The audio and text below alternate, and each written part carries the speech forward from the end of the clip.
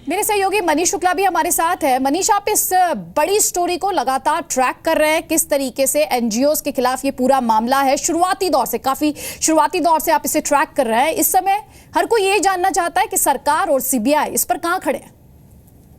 देखिए, जहाँ तक मीनाक्षी की बात है, अगर उनके पास कोई सबूत है तो सबूत रखना चाहिए, क्योंकि मैं यहाँ इन्वेस्टिगेशन की बात करूँगा। मैं यहाँ सीबीआई और होम मिनिस्ट्री के अधिकारियों से जो हमारी मुलाकात हो रही है उसकी बात रखना चाहूँगा। देखिए, बीके प्रसाद से हमारी बात हुई है। बीके प्रसाद ने कहा था कि जब फाइल एक गायब हुई थी, जब हमने पता कर लिया कि file under secretary Anand Joshi के पास में है, उन्होंने घर पर लेकर गए थे। और जब हमने फाइल मांगा उस वक्त तो उन्होंने सीधा बोला था मैं फाइल नहीं दूंगा। जी ठीक है कि वो गए थे, उन्होंने वहाँ पर जाकर के इन्वेस्टिगेट किया था। उसके बाद एमएचए ने नोटिस जारी, क्योंकि जो फॉरेन डोनेशन को मिला था उन्होंने बात छिपाई थी। दूसरी बड़ी बात कि एमएचए का कहना है और सीबीआई के जो सूत्र हैं उनका कहना है कि अक्टूबर नवंबर में, अगर आप याद करें अदिति, तो करीब 10,000 से ज़्यादा एनजीओज़ के लाइसेंस कैंसिल किए एमएचए ने। उन तमाम एनजीओज़ पर जो पैसे का हेरा फेरी करते थे या वो तमाम एंटी नेशनल एक्टिविटी में शामिल थे। ये वो फाइल की हम बात कर रहे हैं जो उनके पास से मिली, जिसको मैं बार बार कह रहा हूँ कि गृह मंत्रालय सीबीआई के जो अधिकारी में बता रहे हैं कि इसमें तमाम इंटेलिजेंस के इनपुट्स थे, जो इनपुट्स तीस्ता तलवाड़ को काफ़ी फ़ायदा पहुंचाएंगे। क्योंकि जाहिर है जब बैन लगाया जाएगा इनके एनजीओ पे तो ये कोर्ट जाएंगे, कोर्ट में इन्हें पता होगा कि इंटेलिजेंस इनपुट क्या क्या थे। और करीब 60 से 70 एनजीओज़ को इन्होंने क्वेश्चनायर भेजे थे, एनजीओ को डराया था और अलग से सेटल करने की कोशिश की थी केसेस को। अब भले ही देखिए ये गायब हो गए हैं, इनको सीबीआई के सामने आना चाहिए, सारे सबूत रखने चाहिए, क्योंकि इसका जो सबसे बड़ा फायदा किसको मिला देती है, देखें इसको फायदा मिल रहा है उन एनजीओज़ को जो गवर्नमेंट को डिस्टेबलाइज करना चाह रहे हैं, जो फायदा लेना चाह रहे हैं। और ये छोटे मोटे एनजीओ नहीं है, ये विदेशों में तमाम ऐसे एनजीओ जो हमारे खिलाफ साजिश रच रहे हैं, उनमें चाहे कई ऐसे एनजीओज़ को देखें जिनके खिलाफ बैन भी लगाया गया है। जी, संबित पात्रा, एनजीओ साजिश कर रहे हैं सरकार को अस्थिर करने की, डिस्टेबलाइज करने की, और जिस तरीके की बातें मीनाक्षी यहाँ कर रही हैं, उनकी बातें सुन के वो कह रही हैं उनके पति पाक साफ हैं, वो तो उनको तो ऑफर भी किया गया, बावजूद इसके उन्होंने उसे एक्सेप्ट नहीं किया। उन्होंने कहा कि मेरी देशभक्त होने की सजा मुझे मिल रही है। कैसे काउंटर करेंगे इन तमाम एलिगेशंस को आप?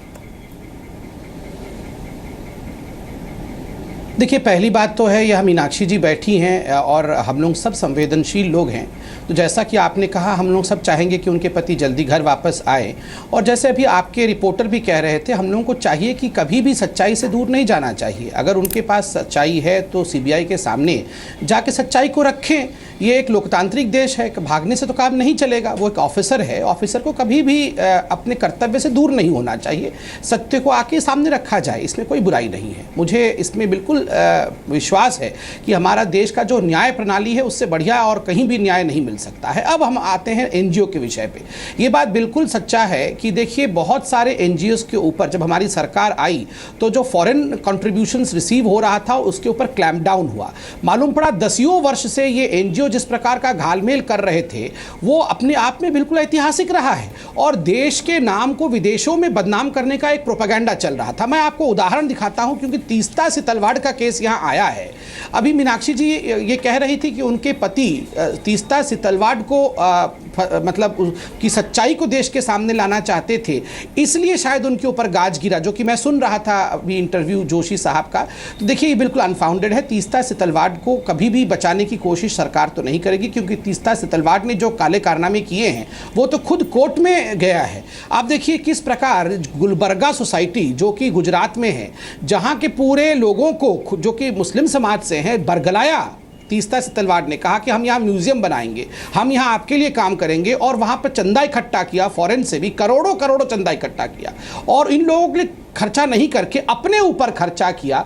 बड़ी बात है कि गुलबर्गा सोसाइटी के हमारे मुस्लिम बंधुओं ने ही जाके कंप्लेन की तीस्ता तलवाड़ के खिलाफ और तीस्ता तलवाड़ के खिलाफ केस बना। एक जगह मैं ये आपको हाई कोर्ट का जजमेंट लेके बैठा हूं पूरा, एक जगह आप देखेंगे क्या लिखा गया है, हाई कोर्ट के जज क्या क्या कहते हैं। The data received from the Union Bank of India shows that substantial amounts are spent by the petitioner number 2, मतलब तीस्ता तलवाड़ और उनके husband, was towards shopping, entertainment, foreign goods purchase, domestic requirement and others, hair salon expenses, Mona Lucky store purchases, Reliance Fresh beauty stores, Marriott Hotel in Islamabad, Agoda Hotel in London, clothes from branded showrooms in India and abroad, watches from Geneva, shoes from Vogel shoe store from Geneva, आपको मैं ये list नहीं पढ़ सकता हूं कहां कहां से करोड़ों रुपए तीस्ता सेतलवाड ने खर्च किए जो कि जनता का पैसा था। ये पूरा लिस्ट यहां हाई कोर्ट के जजमेंट में दिया गया है, जहां पे कितना पैसा फॉरेन से आता था और कितना तीस्ता सेतलवाड जो दिखाती थी। ये डिफरेंस एक इतना बड़ा अमाउंट है, करोड़ों का डिफरेंस है जो कि उन्होंने अपने ऊपर गबन किया है। ठीक है। और एक छोटी सी बात मैं कंप्लीट कर दूं। आप देखिए, जब ये रजिस्ट्रेशन तीस्ता सेतलवाड की जो एनजीओज थी, 2 एनजीओज थी, उनके खिलाफ कैंसिलेशन का बात चला, तो जो 2 बातें सामने आई, जो आप कह रहे हैं ना इंटरनेशनल एजेंडा जो है, फोर्ड फाउंडेशन को इन्होंने लिखकर क्या दिया, देखिए कि हमारा एजेंडा क्या है। हमारा एजेंडा है ये दिखाना, उन लिख रहे हैं, मैं कोट कर रहा हूं जो तीस्ता सेतलवाड ने लिख के दिया, the failure of state actors to enforce the rule of law.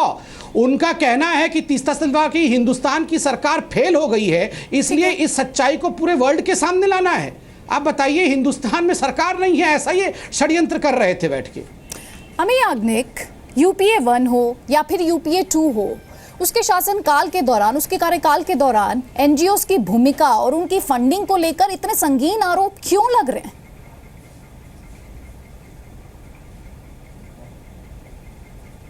Aditi जी, आप यूपीए 1 या यूपीए 2 की बात ना करें। एनजीओज तो काफ़ी डिकेड्स से इंडिया में हैं। एनजीओज आप ज़्यादातर देखेंगे, एक क्रॉस सेक्शन में आप देखिएगा तो वो एरिया स्पेसिफिक काम करते हैं, जैसे चेक डैम बनाना, women safety, legal awareness spread करना। हर एनजीओ का कुछ ना कुछ लक्ष्य होता है। हमारे देश में old homes, orphanages, remand homes, shelter homes, आप सब में देखेंगे तो कहीं ना कहीं एनजीओ को कहीं ना कहीं से ग्रांट मिलती है, लोकल मिलती है, नेशनल गवर्नमेंट, स्टेट गवर्नमेंट या बाहर से भी आती है। ये सारे रूट बहुत लेजिटिमेट रूट्स है, तो एनजीओज को बदनाम करना एक अलग बात है, पर वो गवर्नमेंट के साथ मिलकर काम करते हैं। वो यूपीए 1 और यूपीए 2 में नहीं, वो 40 साल 50 साल से काम करते हैं। और सबसे ज्यादा एनजीओज जो गुजरात के प्रोग्रेस में भाग दिया उन्होंने, चाहे नर्मदा डैम के टाइम पे डिस्प्लेस लोग के बारे में हो, या अहमदाबाद में रिवर फ्रंट में हो, साबरमती के किनारे पे जो सारे योगदान दिया, लेकिन जो आरोप और उनकी फंडिंग को लेकर जो सवाल खड़े हो रहे हैं, उस इशू को भी एड्रेस करना पड़ेगा। नहीं, आप समझिए, पहले मैं मैं आपके पॉइंट पे आती हूं। अभी तीस्ता के एनजीओ ने जो रूट से पैसे लिए हैं तो सारे ऑफिशियल रिकॉर्ड्स में है, डॉक्यूमेंट्स पे है। वो चाहे एमएचए में हो, या तो चैरिटी कमिश्नर, या तो ट्रस्ट कमिश्नर और रेगुलेटरी अथॉरिटीज के पास होगा। आप सब इकट्ठा करके आप देख लीजिएगा। आप एक इस तरह ऐसे स्वीपिंग स्टेटमेंट्स करके हाईकोर्ट के पूरे जजमेंट में से एक पैराग्राफ निकाल के आप बताते रहो। ठीक है, आपको प्रॉब्लम क्या है कि वो विक्टिम के साथ रही, आपने जिंदा लोगों को जला दिया वहां राइट्स में, जिन लोगों ने, उनके विक्टिम के साथ सरकार ना रही। पर अगर तीस्ता जैसे कई एनजीओ साथ में रहे, विक्टिम्स को जुडिशरी तक ले गए, जस्टिस सिस्टम तक ले गए। आरएसएन सिंह साहब भी कुछ कहना चाह रहे हैं, मैं उनकी बात भी सुन लेते हैं। बिल्कुल नहीं, बिल्कुल नहीं होता है। संबित में आऊंगी आपके पास, संबित में आपके पास आऊंगी। प्लीज सारे पैनलिस्ट को पहले हाफ में लाने की कोशिश यहाँ पर कर रहे हैं। आप यूपीए 1 और यूपीए अमी याज्ञनिक जी प्लीज सुन लीजिए आप, गलत है। अब दूसरे पैनलिस्ट का भी सुन लीजिए। से एनजीओस काम कर रहे हैं। ठीक है मैडम, ठीक है जी। आरएसएन साहब, देखिए, मैं कुछ तथ्य आपके पास रखूंगा और ये एमएचए के ऑफिशियल रिकॉर्ड से ही है, लेकिन उसके पहले मैं ये बता दूं कि मुझे मैडम से बहुत सहानुभूति है, लेकिन मेरा वर्स्ट फियर्स ये है कि जो एनजीओ माफिया है वो आर्म्स माफिया का भी बाप है ये। तो मेरा वर्स्ट फियर ये है कि कोई क्रिमिनलिटी इसमें ना इन्वॉल्व हो। सरकार से मेरी गुजारिश है कि इस बात पर भी ध्यान दे कि उनको ये एनजीओ माफिया ने कहीं एबडक्ट तो नहीं कर लिया है। ये देखिए, हकीकत की बात है कि जैसे ही ये आया बेल का हियरिंग इसका विनायक सेन का, पूरी यूरोपियन कमीशन वहाँ से उठ के चली आई और हमारे यहाँ लोगों ने उनको वहाँ रायपुर में कोर्ट में जाने की इजाज़त दे दी। आप कभी सोच सकते हैं कि हिंदुस्तान का डेलीगेशन कोई यूरोप के कोर्ट में जा सकता है? और सुनिए, जैसे ही उनको बेल मिला तो उनको प्लानिंग कमीशन के एक हेल्थ कमेटी का उनको मेंबर बना दिया गया है। ये है एनजीओ का माफिया। अब मैं आपको एमएचए के फिगर्स बताता हूं। साल 92-93, 2012 और 13, 2 डिकेड, 92-93 में 15,000 एनजीओज थे, ठीक है, 2 डिकेड में बढ़ के वो 41,000 हो गए। फॉरेन फंडिंग 92-93 में 1800 करोड़ और 2012-13 में 11,000 करोड़। आप एक चीज बताइए कि ये यूरोप वाले, इनको खुद भूखो, उनको खाने की लाले पड़े हुए ठीक हैं, है। खाने की लाले, उनको इतनी सहानुभूति, जी, उनको इतनी सहानुभूति हो गई।